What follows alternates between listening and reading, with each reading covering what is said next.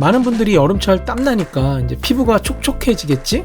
혹은 번들거리니까 보습제는 건너뛰어도 되겠지? 하고 생각하시는데요. 이건 정말 위험한 오해입니다. 오히려 여름철 피부는 겨울철보다 더 건조해지기 쉬운 속건조의 계절이에요. 왜 그런지 아세요?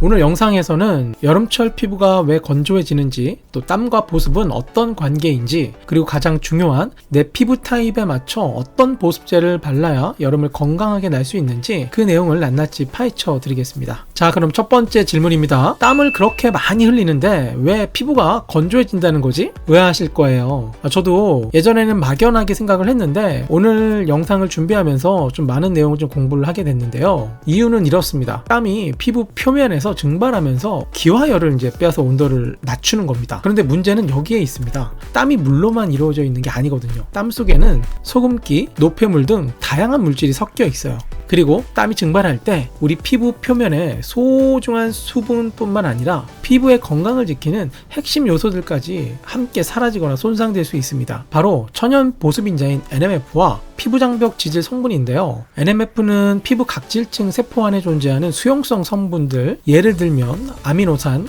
젖산, 요소 같은 것들인데요. 얘네들은 스폰지처럼 주변의 수분을 끌어당겨서 피부 속에 이제 가둬두는 역할을 합니다. 그런데 땀이 마르면서 이 NMF들이 물과 함께 유실되거나 농도가 불균형해져서 제 기능을 못하게 되는 거죠. 다음으로 중요한 것이 바로 피부장벽 지질입니다. 이 세라마이드, 콜레스테롤, 지방산, 우리가 특히 얘기 많이 하는 세콜지 성분인데요. 이 지질들은 벽돌 사이 이제 시멘트처럼 이제 피부 세포들을 촘촘하게 이어붙여서 외부 유해 물질을 막고 피부 속 수분이 날아가지 않게 보호해주는 방패 역할을 하는데요. 이들은 오일 성분이라 직접 증발하지는 않지만 잦은 땀 분비와 증발 과정에서 pH가 변하거나 물리적 마찰로 인해 손상될 수 있습니다. 마치 시멘트가 균열 가는 것처럼요. 결국 피부 장벽이 약해지고 피부 속 수분은 속수무책으로 증발하게 되는 거죠. 이것이 바로 여름철 겉은 번들하고 속은 건조한 현상이 발생하는 근본적인 이유입니다. 자, 이제 중요한 솔루션인데요. 여름철에도 보습제는 필수라는 것 이제 납득이 되셨죠? 하지만 겨울에 쓰던 그 꾸덕한 크림을 그대로 바르면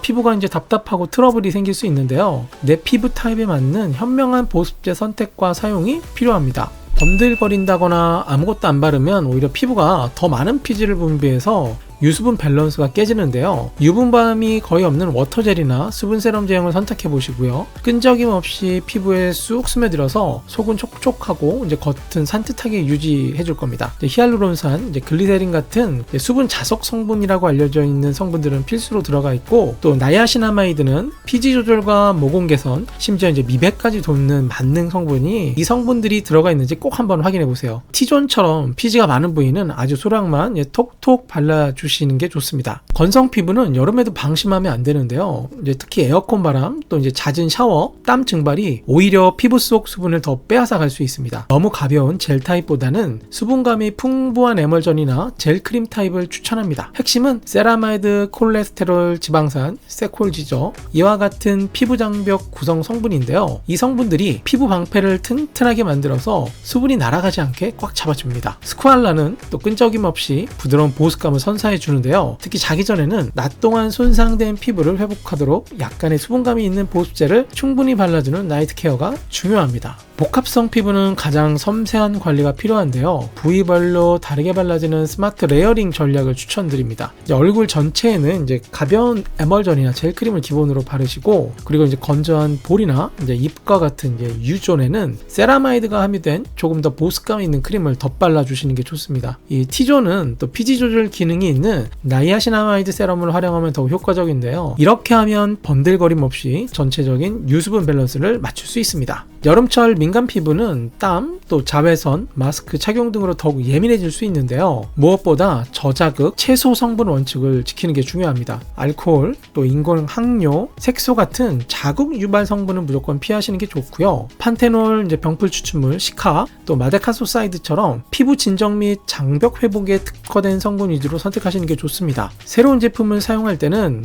이 귀티나 팔 안쪽에 소량을 발라보는 패치 테스트를 꼭 한번 해보시는 게 좋습니다. 땀을 많이 흘렸다면 미지근한 물로 가볍게 닦아낸 후 바로 순한 보습제를 덧발라 진정시켜주세요. 자, 여기까지 보습제 선택과 사용법을 알아봤는데요. 피부 건강은 비단 이제 보습제 하나만으로 완성되는 것이 아닙니다. 제가 여름철 피부 관리 핵심 팁 3가지를 말씀드리겠습니다. 첫 번째, 이제 겉과 속을 동시에 채우는 수분 관리. 겉으로 아무리 좋은 보습제를 발라도 몸속이 건조하면 피부는 이제 금세 메마르는데요. 하루에 충분한 물을 일정 시간에 나눠서 수분 보충을 해주시는 게 좋습니다. 카페인이 많이 든 음료나 단 음료는 오히려 이제 이뇨작용을 촉진할 수 있으니 물이나 보리차 같은 건강한 음료를 추천드립니다. 두 번째, 이제 자외선 차단이 이제 보습만큼 중요합니다. 여름철 피부 관리에서 가장 중요한 것 중 하나가 바로 자외선 차단인데요. 자외선은 피부 장벽을 손상시키고 이제 콜라겐을 파괴하며 또 이제 색소 침착과 주름까지 이제 유발하는 주범인데요. 자외선 차단제를 외출 30분 전에 이제 꼼꼼히 바르고 이제 2-3시간마다 더 발라 주시는 게 좋습니다. 실내에서도 이제 창가에 있다면 자외선에 노출될 수 있으니 꼭 발라주시는 것이 좋은데요. 요즘엔 끈적임 없이 산뜻한 제형의 선젤이나 선스틱도 많으니 부담 없이 사용하실 수 있을 겁니다. 다만 이 자외선 차단제가 거부감을 일으키시는 분들이라면 이제 물리적 차단 방법이죠. 양산을 쓰시거나